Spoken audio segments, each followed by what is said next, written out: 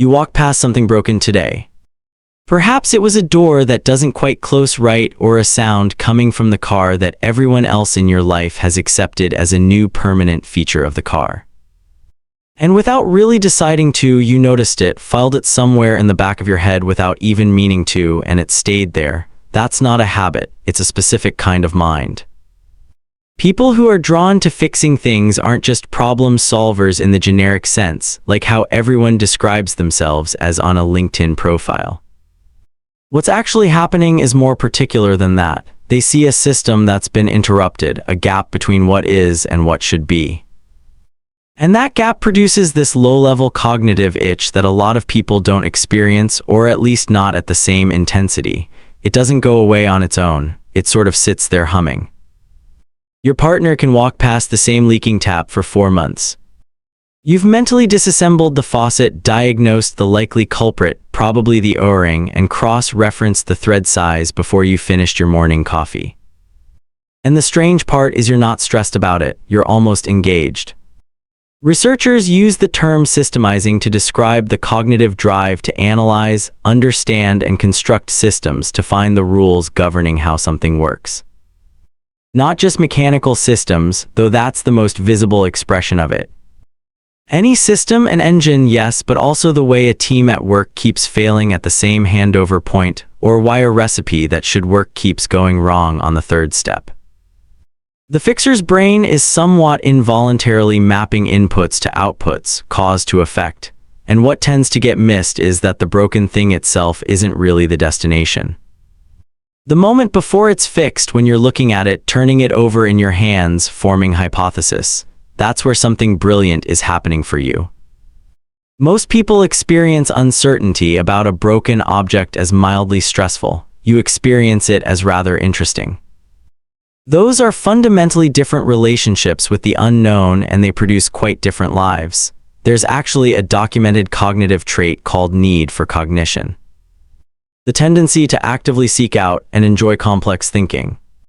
And people who score high on it report higher satisfaction from the process of working something out than from simply having the answer handed to them.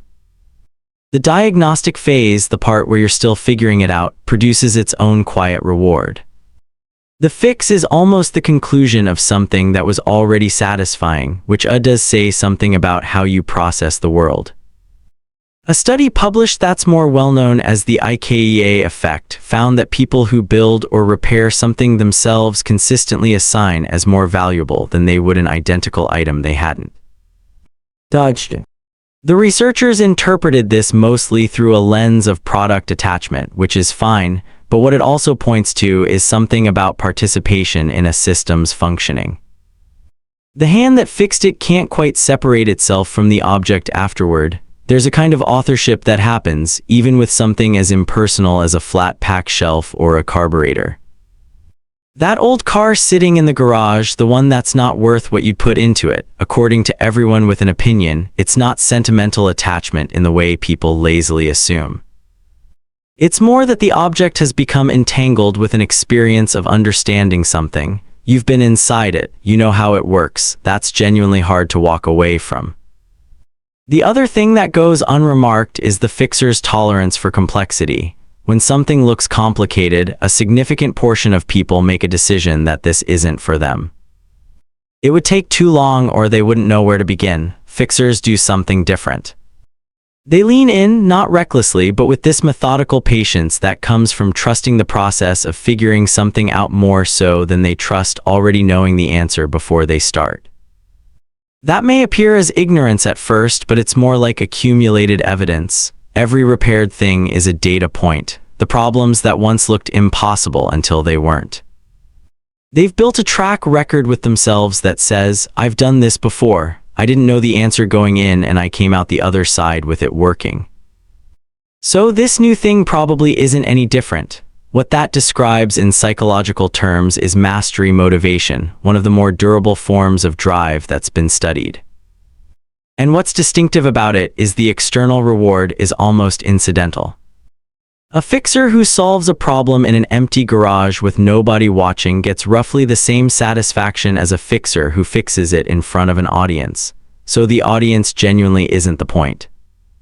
The system functioning again is which is also, and I say this with full affection. Why explaining exactly what you fixed to someone who did not ask and clearly does not have the vocabulary to follow along is apparently non-negotiable.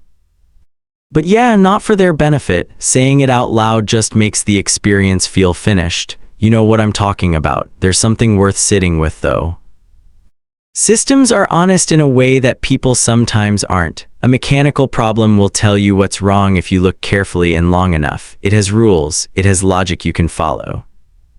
You can test a hypothesis and the system will give you real feedback. People are considerably messier. The causes aren't always visible. The solutions don't always hold. And sometimes you do everything right and still come out the other side not understanding what happened. Fixers bring the same methodology to relationships they bring to objects. It mostly works until it meets something that isn't a system, and then it runs headfirst into the fundamental truth that some things aren't broken. Some things don't have a root cause you can isolate and address. They're just part of life. That's a harder thing to hold. But what makes this particular way of moving through the world remarkable, and I mean that plainly, not as a compliment you're supposed to deflect with some self-deprecating comment about just being obsessive, is the underlying assumption it requires. The fixer's premise is that there's a reason for things being the way they are, that the reason can be found and that once you find it, something can be better. That's actually quite an unusual thing to believe. A lot of people have stopped believing that in ways they may not even notice anymore. You probably don't identify as an optimist. The whole orientation is too practical for that label to sit comfortably. But what is it really to look at something broken and think, yeah, I can work with this, if not a specific kind of stubborn evidence-based faith in the possibility that things can function better than they currently do.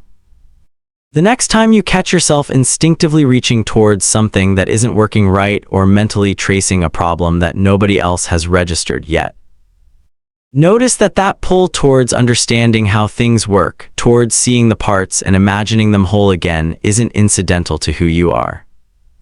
It might be one of the more honest expressions of it. If you recognized yourself anywhere in this video, I'd point out that the same instinct you apply to broken things outside of you doesn't always get turned inward toward the systems in your own daily life that have quietly stopped functioning the way they should. There's a link in the pinned comment to a bundle I genuinely recommend. A set of 7-day guides and planners built around the things a lot of you watching this are already aware of but haven't diagnosed a solution for yet. Clearing the mental backlog, resetting your dopamine so your brain stops demanding constant input, actually fixing your sleep rather than just knowing you should, and rebuilding your focus one day at a time. Each one gives you a specific daily action rather than just more information to file away, which honestly is the part most psychology content skips entirely. It's in the pinned comment, so I hope you check it out. And if you want more content like this, subscribe and hit the notification bell so you don't miss the next.